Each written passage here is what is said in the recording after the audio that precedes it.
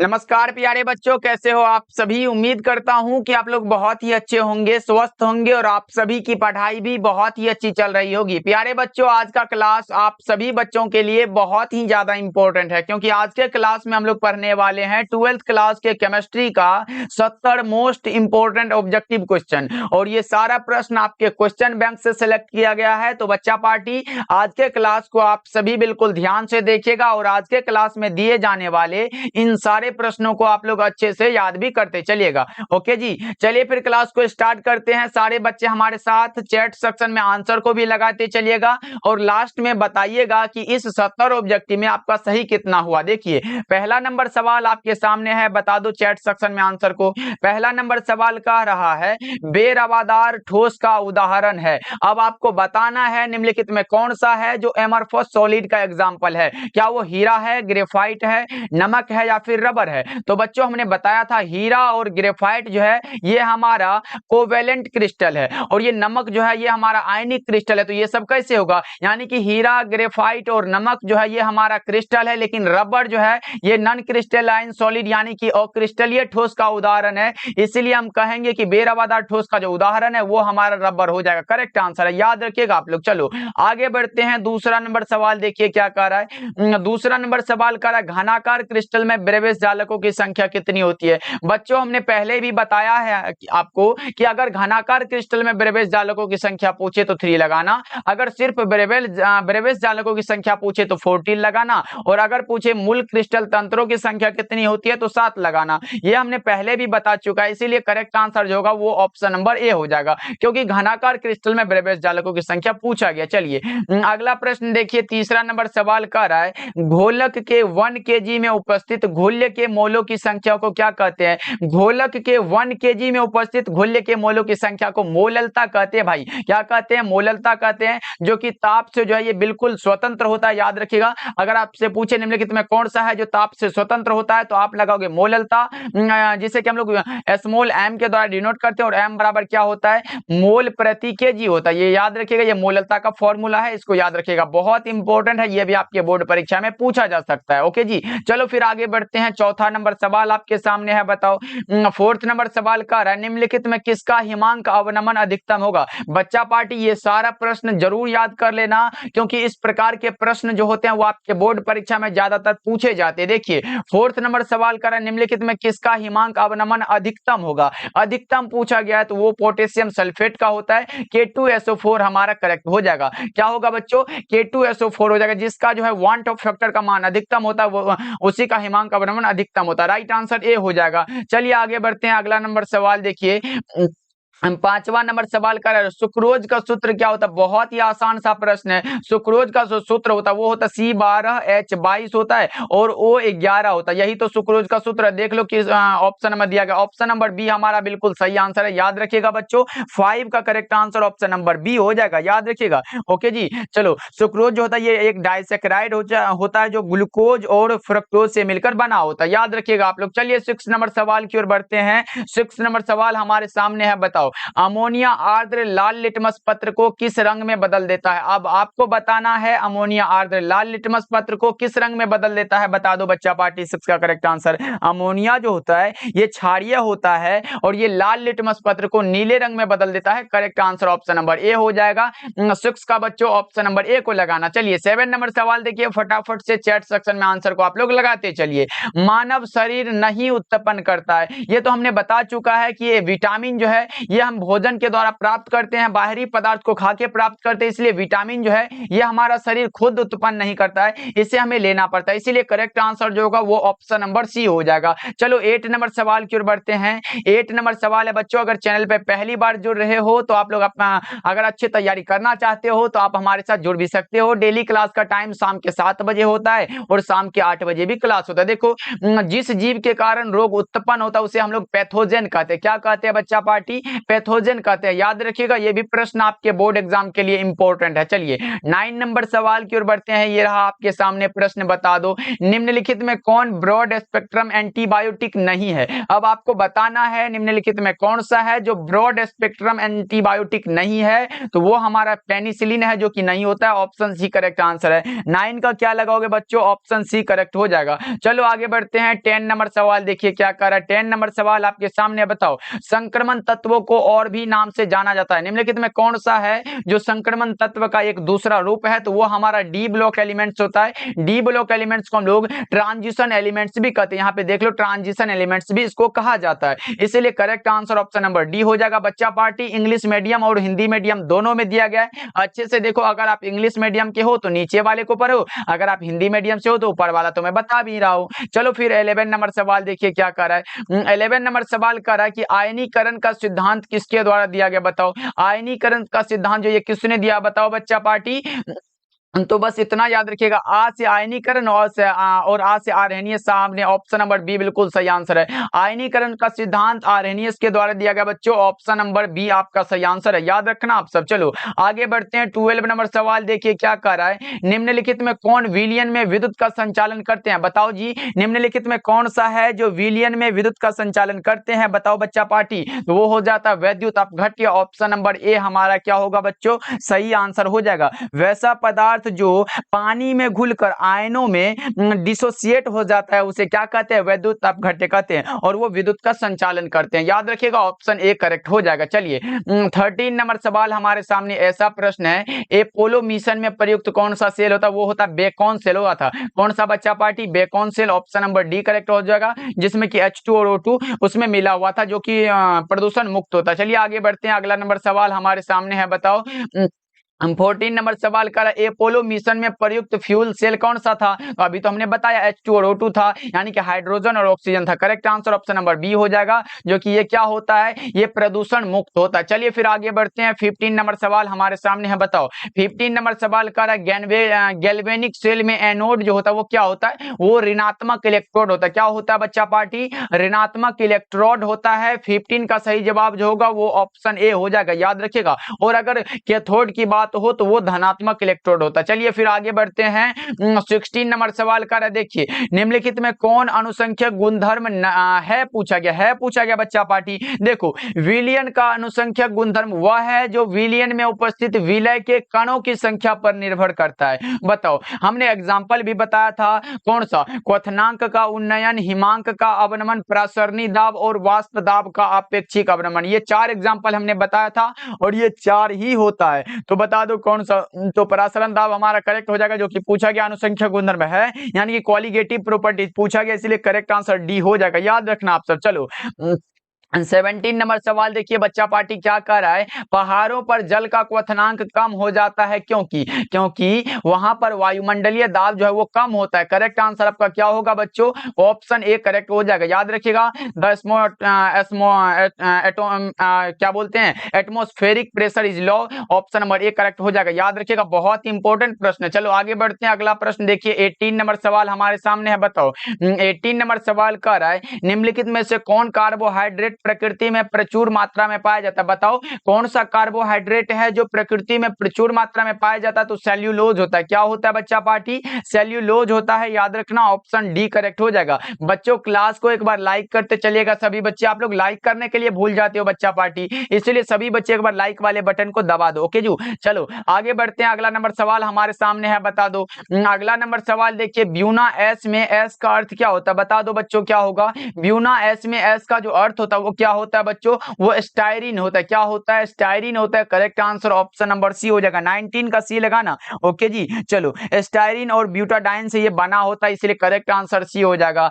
आज जो है बच्चा पार्टी तबियत बहुत ही डाउन है, फिर भी हम सोचे कि बच्चा पार्टी को क्लास तो देना पड़ेगा, इसलिए आवाज जो है थोड़ा भारी लग रहा होगा, लेकिन कोई बात नहीं, हम 70 ऑब्जेक्टिव जरूर करेंगे। चलिए 20 नंबर सवाल देखिए बच्चों क्या कह रहा है। 20 नंबर सवाल कह रहा है, निम्नलिखित में कौन योगशील बहुलक है। बताओ निम्नलिखित निम्नलिखित में कौन सा है जो योगशील बहुलक होता है? वो होता है उच्च घनत्व वाले पॉलीथीन। राइट आंसर सी हो जाएगा, ध्यान में रखना आप सब। चलो 21 नंबर सवाल देखिए क्या कह रहा है। 21 नंबर सवाल है, किसी पदार्थ की अभिक्रिया की दर निर्भर करती है किस पर? बताओ, किसी पदार्थ की अभिक्रिया की दर जो निर्भर करती है वो किस पर निर्भर करती है? आपसे पूछा गया है, तो सक्रिय मात्रा पर निर्भर करती है। करेक्ट आंसर क्या होगा? ऑप्शन नंबर डी हो जाएगा। 22 नंबर सवाल देखिए बच्चों, 22 नंबर सवाल देखिए आपके सामने है, किसी रासायनिक अभिक्रिया का वेग स्थिरांक निम्नलिखित में किस पर निर्भर करता है? तो टेम्परेचर यानी कि ताप पर निर्भर करता है बच्चों।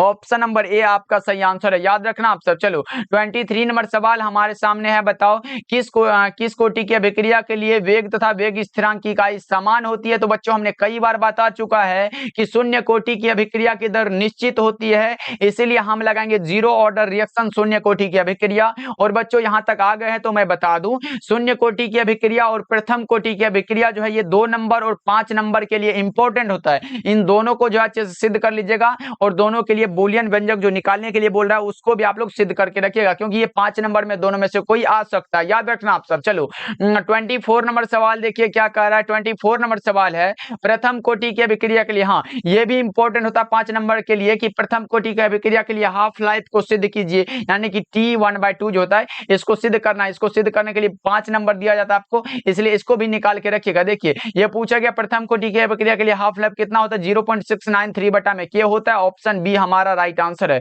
चलो आगे बढ़ते हैं। अगला नंबर सवाल 25 नंबर सवाल है, किस गैस का अवशोषण चारकोल के द्वारा सबसे अधिक होता है? अमोनिया का होता है। किसका होता है बच्चों? अमोनिया का होता है। करेक्ट आंसर बी हो जाएगा। 26 नंबर सवाल देखिए क्या कह रहा है, टिंडल प्रभाव पाया जाता है किसमें? टिंडल प्रभाव जो पाया जाता है वो सॉल में होता है। किसमें होता है बच्चों? सॉल में होता है। Correct answer option number C हो जाएगा, याद रखना आप सब। चलो क्लास को लाइक करते चलना बच्चा पार्टी। चलो आगे बढ़ते हैं। 27 नंबर सवाल कर रहा है, दूध निम्नलिखित में किसका उदाहरण है? बताओ चैट सेक्शन में आंसर, दूध जो है ये निम्नलिखित में किसका उदाहरण है? तो आप लगाओगे सर ये इमल्सन यानी कि पायस का उदाहरण है। कभी कभी ये इंग्लिश को ही ऐसे करके लिख देता बच्चा पार्टी, इसीलिए भूलना नहीं है। ऐसे इमल्सन हिंदी में भी इमल्सन लिख देता और इंग्लिश में भी इमल्सन लिख देता है। अब बच्चा पार्टी खोजने लगता है कि सर पायस कहां दिया था ऑप्शन में, तो वही इमल्सन का हिंदी हमारा पायस होता है बच्चों, इसको याद रखना आप सब। चलो 28 नंबर सवाल क्या कह रहा है। 28 नंबर सवाल है, निम्न में कौन सी दवा बुखार को कम करता है? बुखार को कम करने वाला कौन सा है? तो ज्वर को कम करने के लिए ज्वरनाशी दवा का प्रयोग करते हैं। देख लो एंटीपायरेटिक हमारा सही हो जाएगा। क्या होगा बच्चा पार्टी? एंटीपायरेटिक, जो कि बुखार को कम करने के लिए उपयोग की जाती है। करेक्ट आंसर सी हो जाएगा। अगर बात हो एनाल्जेसिक, ये एनाल्जेसिक जो है ये दर्द को निवारण करता है, यानी कि दर्द निवारक दवा है। और ये एंटीबायोटिक जो होता है ये बैक्टीरिया के संक्रमण का इलाज करती है। और ये ट्रैंक्विलाइजर यानी कि आप कह सकते हो चिंता और मानसिक तनाव को ये कम करता है। तो इसको भी आप लोग याद रखिएगा। और अभी का जो सही जवाब होगा वो ऑप्शन सी यानी कि एंटीपायरेटिक हो जाएगा। चलो फिर 29 नंबर सवाल को देखते हैं। 29 नंबर सवाल है कि पैरासीटामोल क्या हो? बताओ बच्चा पार्टी, पैरासीटामोल जो है ये क्या है? सभी बच्चे लगा दो चैट सेक्शन में आंसर को। तो मैं बता दूं, पैरासीटामोल जो होता है ये बुखार को भी कम करता है, आपको पता होगा तो बता दो। दर्द और बुखार दोनों को कम करता है, तो पीराहारी हम कह सकते हैं। ऑप्शन ए करेक्ट हो जाएगा। चलो आगे बढ़ते हैं। 30 नंबर सवाल हमारे सामने है, बताओ 30 नंबर सवाल है, दूध में मिलने वाली प्रोटीन का उदाहरण कौन सा? दूध से मिलने वाली प्रोटीन का जो उदाहरण है वो कैसीन होता है। क्या होता है बच्चों?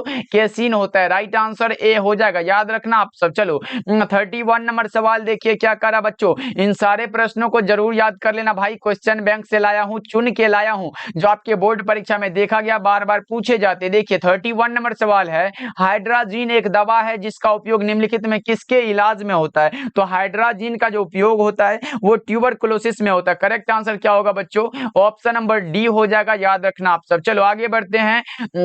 32 नंबर सवाल देखिए, निम्नलिखित में कौन प्रति ऑक्सीकारक है? अब आपको बताना है which of the following is an antioxidant होता है। कौन सा होता है बच्चा पार्टी? लेसिथिन भी है, सिट्रिक अम्ल भी है, विटामिन ई भी है। इसीलिए राइट आंसर हम कहेंगे कि ऑप्शन नंबर डी हमारा करेक्ट हो जाएगा, याद रखिएगा आप सब। चलो आगे बढ़ते हैं। 33 नंबर सवाल है, विटामिन सी क्या है? अब बताओ जी, आपसे यहाँ केमिकल नेम पूछा गया है। जैसे विटामिन ए का केमिकल नेम रेटिनोल होता है, विटामिन B1 का थायमिन होता है, और विटामिन सी का हमने बताया है कि एस्कॉर्बिक एसिड होता है, जिसकी कमी के कारण जो रोग होता है वो एस्कर्वी वाला रोग हो जाता है, ये भी आपको बताया था। इसीलिए correct answer option number A हो जाएगा। चलो 34 नंबर सवाल क्या कह रहा है, 34 नंबर सवाल कह रहा है ग्लिसरॉल है। ग्लिसरॉल हमारा क्या होता है बच्चा पार्टी, ग्लिसरॉल जो होता है वो क्या होता है, ऐसे इसका स्ट्रक्चर होता है, कैसे होता है, ऐसे करके इसका क्या है, ये स्ट्रक्चर होता है। तो याद रखिएगा, इसका स्ट्रक्चर भी ध्यान में रखिएगा। ये क्या होता है, ट्राहाइड्रिक अल्कोहल होता है। करेक्ट आंसर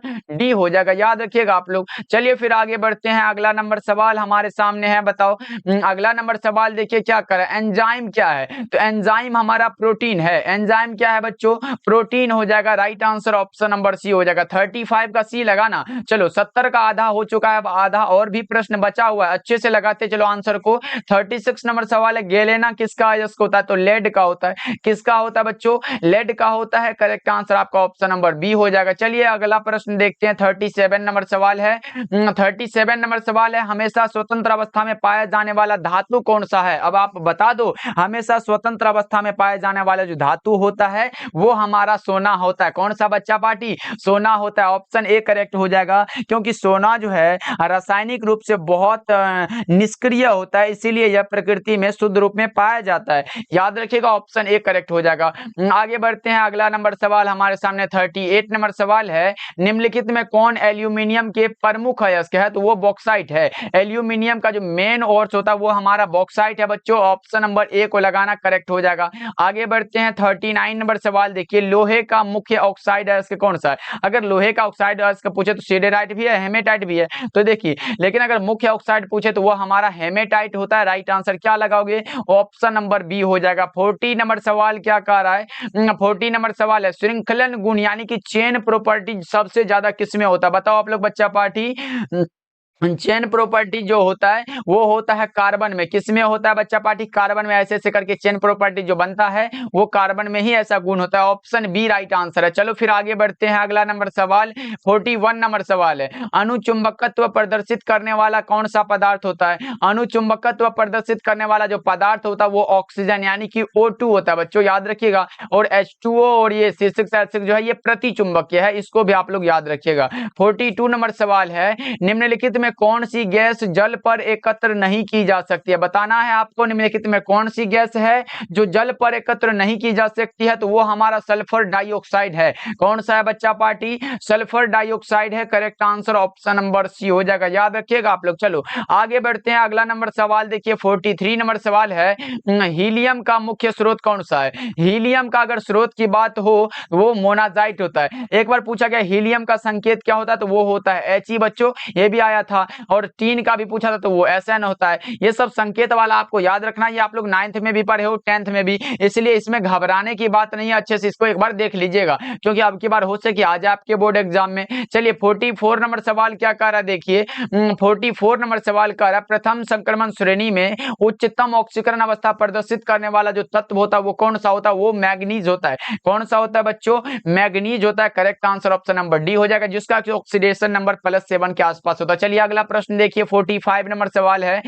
45 नंबर सवाल है, फोटोग्राफिक फिल्म प्लेट में किसका आवश्यक घटक होता है, बताओ जी। फोटोग्राफिक फिल्म प्लेट में आवश्यक घटक किसका होता है, वो होता है सिल्वर ब्रोमाइड। कौन सा बच्चा पार्टी, AgBr का होता है। याद रखिएगा, ये प्रश्न बहुत इंपॉर्टेंट है। AgBr यानी कि सिल्वर ब्रोमाइड का ये आवश्यक घटक होता है, याद रखना आप सब। चलो आगे बढ़ते हैं, 46 नंबर सवाल देखिए बच्चों क्या कह रहा है।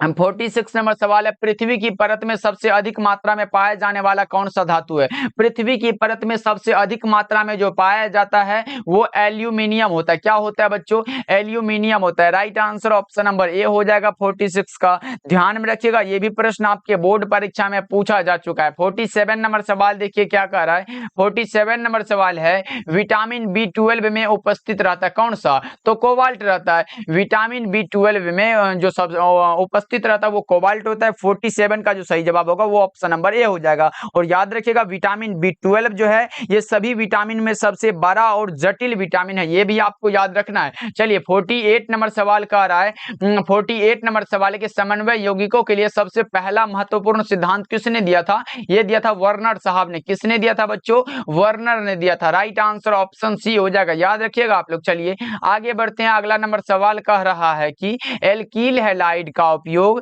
निम्नलिखित में किसके निर्माण में होता है? एल्कील हैलाइड यानी कि एल्केन मतलब बोले तो CnH2n प्लस क्या होगा 2 हो जाएगा, ये एल्केन का सूत्र होता है। और CnH2n जो होता है ये एल्कीन का होता है और अल्कोहल का हम कह सकते हैं OH हो जाता है, ये फंक्शनल ग्रुप है इसका। तो बताओ तो इन सभी के निर्माण में होता है, right answer option number D हो जाएगा। एल्केन, एल्कीन और अल्कोहल के निर्माण में एल्कील हैलाइड का उपयोग होता है, याद रखिएगा आप लोग। चलिए आगे बढ़ते हैं।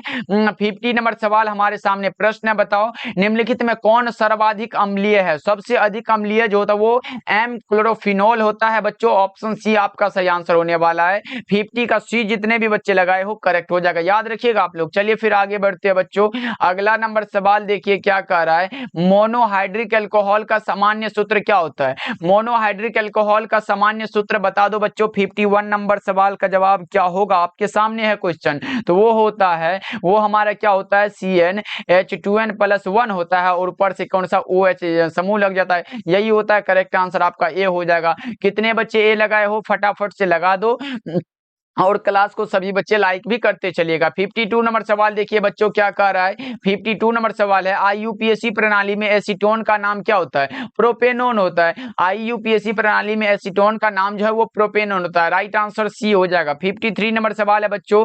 53 नंबर सवाल कर रहा है, एल्केनल का सामान्य सूत्र क्या होता है? ये सब जो है सूत्र आपके बोर्ड परीक्षा में लगभग लगातार पूछे जाते हैं बच्चों, इसलिए सूत्र को भूलना नहीं है। एल्केनल का अगर आपसे सामान्य सूत्र पूछा गया तो वो CnH2n होता है, CnH2n O होता है। करेक्ट आंसर ऑप्शन बी हो जाएगा। चलो 54 नंबर सवाल को देखते हैं। ये रहा हमारे सामने प्रश्न, कीटोन का फंक्शनल ग्रुप क्या होता है? बताओ। क्रियाशील मूलक किसका पूछा गया? कीटोन का। तो हमारा कुछ इस प्रकार का होता है कीटोन का, ऐसा वाला होता है बच्चों। कौन सा ऑप्शन में दिखाई दे रहा है? ऑप्शन नंबर ए करेक्ट हो जाएगा। कौन सा होगा बच्चों? ऑप्शन ए हो जाएगा, क्योंकि हमने बताया है कि ये जो है ये किसका है, तो हमने बता चुका है ये है एल्डिहाइड का। ये क्या है बच्चा पार्टी? एल्डिहाइड है। और ये क्या होता है?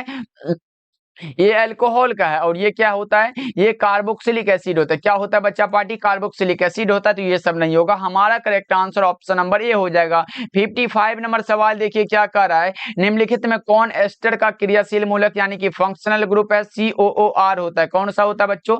COOR होता है, ऑप्शन नंबर सी हो जाएगा। चलिए फिर आगे बढ़ते हैं। अगला नंबर सवाल देखिए क्या कह रहा है। 56 नंबर सवाल है, CH3COOH का IUPAC नाम क्या होता है? CH3COOH का IUPAC नाम जो होता है वो इथेनोइक एसिड होता है। क्या होता है बच्चों? Ethanoic acid. Correct answer option B हो जाएगा। चलो फिर आगे बढ़ते हैं। 57 नंबर सवाल है बच्चों क्या कर रहा है देखिए, असंतृप्त मोनो कार्बोक्सिलिक अम्लों का सामान्य सूत्र क्या होता है? बताओ। संतृप्त मोनोकार्बोक्सिलिक एसिड का जो सूत्र होता है वो क्या होता है बच्चा पार्टी? लगा दो 57 का करेक्ट आंसर, तो वो हमारा होता है CnH2n plus O2। CnH2n O2 होता है, करेक्ट आंसर सी हो जाएगा बच्चा पार्टी, याद रखिएगा ये भी प्रश्न इंपॉर्टेंट है। 58 नंबर सवाल कर रहा है देखिए, 58 नंबर सवाल है, एसिटामाइड होता है। क्या होता है? एसिटामाइड जो होता है ये एक प्रकार का उभयधर्मी है। क्या होता है बच्चा पार्टी? उभयधर्मी है। करेक्ट आंसर सी हो जाएगा। चलो फिर आगे बढ़ते हैं। 59 नंबर सवाल हमारे सामने प्रस्तुत है, बताओ।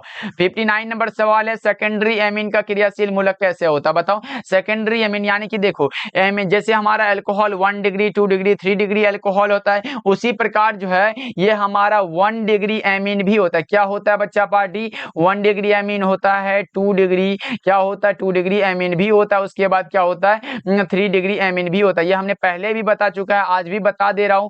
1 डिग्री 2 डिग्री और 3 डिग्री एमीन होता है। देखो अगर आपसे पूछे प्राथमिक एमीन के लिए क्या होता है, तो वो हमारा हो जाता है NH2 होता है। और अगर पूछे सेकेंडरी एमीन के लिए क्या होता है, तो वो हमारा जो होता है वो होता है NH होता है। और अगर पूछे कि टर्शियरी एमीन यानी कि ये 3 डिग्री एमीन के लिए क्या होता है, तो वो हमारा जो होता है वो सिर्फ N होता है। क्या होता है बच्चा पार्टी? वो N हो जाता है। और यही होता है। तो अब बताओ किसके लिए पूछा गया? सेकेंडरी के लिए हमारा NH हो जाएगा। देख लो किस ऑप्शन में NH दिखाई दे रहा है, तो ऑप्शन ए करेक्ट हो जाएगा, याद रखिएगा बच्चों। चलिए आगे बढ़ते हैं। 60 नंबर सवाल हमारे सामने है, बताओ। 60 नंबर सवाल है कि कार्बोहाइड्रेट जो जलांशित होकर 3 से लेकर 10 मोनोसेकेराइड इकाई प्रदान करता है उसे क्या कहते हैं? ओलिगोसेकेराइड कहते हैं। और अगर बच्चों आपसे पूछे 2 नंबर में पूछ दे कि ओलिगोसेकेराइड क्या होता है, तो आप लगाइएगा कार्बोहाइड्रेट कार्बोहाइड्रेट जो जलांशित होकर 3 से लेकर 10 मोनोसेकेराइड इकाई प्रदान करते हैं उसे हम लोग ओलिगोसेकेराइड कहते हैं। याद रखना आप सब। चलिए 61 नंबर सवाल हमारे सामने है बच्चों, क्या कह रहा है देखिए 61 नंबर सवाल कह रहा है प्रोटीन की हेलिकल संरचना निम्नलिखित में किसके द्वारा अस्थायी होती है। प्रोटीन की हेलिकल संरचना है जो है वो निम्नलिखित में किसके द्वारा अस्थायी होती है, तो आप लगाओगे हाइड्रोजन बॉन्ड के द्वारा। करेक्ट आंसर डी हो जाएगा। चलो आगे बढ़ते हैं। 62 नंबर सवाल हमारे सामने है बच्चा पार्टी लगा दो। अर्वाचीन आवर्त सारणी किसने बनाया। इसमें बहुत सारे बच्चे हैं जो गलत भी कर सकते हैं, अगर जिसको पता है वो सही भी करेंगे। डेबोनियर भाई नहीं, मेंडलीव भी नहीं होगा और मेंडल भी नहीं होगा, तो होगा कौन सा, तो आपको पता होगा ये जो बनाए थे वो बनाए थे मोसले साहब ने। किसने बच्चों, मोसले ने। तो करेक्ट आंसर हम लगाएंगे इनमें से कोई नहीं। चलो फिर आगे बढ़ते हैं। अगला नंबर सवाल देखिए 63 नंबर सवाल कह रहा है निम्नलिखित में कौन जो है क्षारीय भूमिज तत्व है। बताओ निम्नलिखित में कौन सा है जो क्षारीय भूमिज तत्व है। सोडियम हो जाएगा। अगर सोडियम का संकेत पूछे तो Na, ये आप लोग बचपन से जान रहे हो। चलिए 64 नंबर सवाल देखिए क्या कह रहा है। 64 नंबर सवाल है एवोगाड्रो संख्या बराबर क्या होता है। वो होता है 6.02 या फिर 22 होता है और गुना में 10 पर पावर 23 होता है। 23 भी लिख सकते हो, 22 भी होता है, इसलिए correct answer option number B हो जाएगा। लेकिन मेनली जो होता है वो ये होता है। चलो फिर आगे बढ़ते हैं। 65 नंबर सवाल हमारे सामने है। बताओ बच्चा पार्टी 65 नंबर सवाल है सीएनजी में मुख्य रूप से होता है क्या होता है। पहले तो आपको पता होगा कि सीएनजी का पूरा रूप जो होता है वो क्या होता है, वो होता है कंप्रेस्ड नेचुरल गैस होता है। अब बताओ ये कंप्रेस्ड नेचुरल गैस में कौन सा होता है, तो वो मुख्य रूप से मीथेन होता है। क्या होता है बच्चों, मीथेन, जो कि 70 से 90% के बीच होता है। याद रखिएगा ये भी। चलिए आगे बढ़ते हैं। 66 नंबर सवाल देखिए क्या कह रहा है। 66 नंबर सवाल है बिना बूझा चूना को जब जल में डाला जाता है तो कौन सी अभिक्रिया होती है। बिना बूझा चूना को जब जल में डाला जाता है तो कौन सी अभिक्रिया होती है, ऊष्माक्षेपी। अब एक बार लगा दो, बिना बूझा हुआ चूना का जो सूत्र होता है वो क्या होता है, CaO होता है। ये भी आपको याद रखना है। चलो फिर आगे बढ़ते हैं। अगला नंबर सवाल देखिए 67 नंबर सवाल है KMnO4 में एमएन की ऑक्सीकरण संख्या कितनी होती है। ये भी प्रश्न बहुत इंपॉर्टेंट है। KMnO4 में एमएन की ऑक्सीकरण अवस्था पूछा गया है। तो बच्चों हमने बताया कि जिसका निकालना होता है उसे हम लोग एक्स मान लेते हैं। यानी कि देखो ये पोटेशियम का हमने पिछले क्लास में बताया था कि ऑक्सीडेशन नंबर +1 होता है और जिसका निकालना होता है उसे हम क्या मानते हैं, एक्स मान लेते हैं। उसके बाद प्लस में क्या होगा, ये कितना ऑक्सीजन है तो 4 हो जाएगा बच्चा पार्टी। और देखो ऑक्सीजन का जो ऑक्सीकरण नंबर होता है वो -2 होता है, तो गुना में क्या करेंगे -2 हो जाएगा और बराबर में हम 0 लिखते हैं। तो लिखते आ रहे देखो ये एक का तो माइन नहीं होगा, तो ये हमारा कौन सा होगा, एक्स। और 4 दुना के -8 होता है, यानी कि 4 दुना ये प्लस में है और 4 दुना -8, इसमें से एक को घटा देंगे तो हमारा क्या होगा, -7 हो जाएगा, बराबर में 0 होगा। इसीलिए x बराबर क्या होगा, +7 हो जाएगा। अब बोलोगे सर +7 कैसे हो गया, देखो भाई इधर माइनस में उधर गया तो प्लस में पलट जाएगा, यही हमारा +7 वाला करेक्ट हो जाएगा। ऑप्शन सी करेक्ट आंसर है। चलो फिर आगे बढ़ते हैं। अगला नंबर सवाल 68 नंबर सवाल है। बताओ निम्नलिखित में कौन हाइड्रोजन बंधन नहीं बनाता है। नहीं बनाने वाला कौन सा है, बताओ। हाइड्रोजन बंधन यानी कि H के साथ उसके साथ एगो फोन होना चाहिए। कौन सा बच्चा पार्टी, फोन होना चाहिए, कोई सा भी फोन हो। तो ऐसे करके हम बोल सकते हैं H के साथ F होना चाहिए, उसके बाद O होना चाहिए और उसके बाद कौन सा, तो N होना चाहिए। देखो N किस में, F किस में है तो HF लगा हुआ है, तो हम कह सकते हैं कि ये HF तो बनाएगा। उसके बाद O किस में है तो H2O में है, ये भी हमारा क्या बनाएगा, ये भी हाइड्रोजन बॉन्ड बनाएगा। और N किस में है तो NH3 भी हमारा क्या होगा, ये हाइड्रोजन बॉन्ड बनाएगा। लेकिन देखो HCl में कोई नहीं है, ऑप्शन नंबर सी करेक्ट हो जाएगा। जो कि हाइड्रोक्लोरिक अम्ल जो है ये हाइड्रोजन बॉन्ड नहीं बनाता है, मतलब नहीं बनाता है, इसको याद रखिएगा। ये क्या होता है, ये बनाता है, इसको याद रखना आप। चलिए 69 नंबर सवाल देखिए क्या कर रहा है। 69 नंबर सवाल है रवादार ठोस कौन सा। क्रिस्टल पूछा गया, निम्नलिखित में कौन सा है जो क्रिस्टलीय ठोस है, तो हम लगाएंगे कीड़ा, क्योंकि ये सहसंयोजक क्रिस्टल है। ऑप्शन ए करेक्ट हो जाएगा। कांच, रबर, प्लास्टिक ये सब आए तो ये आप अक्रिस्टल लगा देना, ओके जी। और ये डिफिनेशन को भी याद कर लीजिएगा, क्रिस्टलीय ठोस और अक्रिस्टलीय ठोस में अंतर भी पूछा जाता है आपके बोर्ड एग्जाम में। चलिए 70 नंबर सवाल को देखते हैं। हमारे सामने प्रश्न है कि एफसीसी जालक में कितने परमाणु होते हैं। एफसीसी जालक यानी कि face centred cubic unit cell में परमाणुओं की संख्या कितनी होती है। तो बच्चों हमने बताया था अगर एफसीसी जालक में अगर परमाणुओं की संख्या पूछे तो 4 लगाना, और अगर सीएन यानी कि कोऑर्डिनेशन नंबर पूछे तो 12 लगा देना, ये हमने पहले भी बताया था। अगर बीसीसी में परमाणुओं की संख्या पूछे तो परमाणुओं की संख्या यहाँ लिख देता हूँ, ये क्या होता है, अगर परमाणु पूछे तो वो हमारा 2 होता है, और बीसीसी में अगर कोऑर्डिनेशन नंबर पूछे तो वो हमारा क्या होता है, 8 होता है। ये हमने पहले भी बता चुका है। बीसीसी के लिए याद रखिएगा, बीसीसी में परमाणु संख्या 2 और कोऑर्डिनेशन नंबर कितना, 8 होता है और एफसीसी में परमाणु संख्या 4 और कोऑर्डिनेशन नंबर 12 होता है, इसीलिए हम लगाएंगे एफसीसी अलग में 4 परमाणु होते हैं और कोऑर्डिनेशन नंबर पूछता तो हम 12 लगा देते हैं। ओके जी, चलो बच्चा पार्टी क्लास समझ आया तो क्लास को एक बार सभी बच्चे लाइक कर दीजिएगा और बता दो एक बार की क्लास आपको कैसा लगा, ये कमेंट में आपका आना चाहिए। बच्चा पार्टी आप लोग कमेंट नहीं करते तो मजा नहीं आता है, इसलिए सारे बच्चे कमेंट करिएगा। आज थोड़ा तबीयत जो है बहुत ही खराब था, फिर भी हमने चाहा कि आपके लिए क्लास लिया जाए। देख रहे हो उस एनर्जी में हम नहीं है जो कि जिस एनर्जी से हम डेली क्लास को स्टार्ट करते हैं। तो बच्चा पार्टी कोई बात नहीं, हमने आपको क्लास दिया, क्लास अगर अच्छा लगा हो तो लाइक जरूर करिएगा। ओके बच्चों, और अपने दोस्तों के पास भी शेयर कर दीजिएगा। मिलते हैं फिर अगले क्लास में।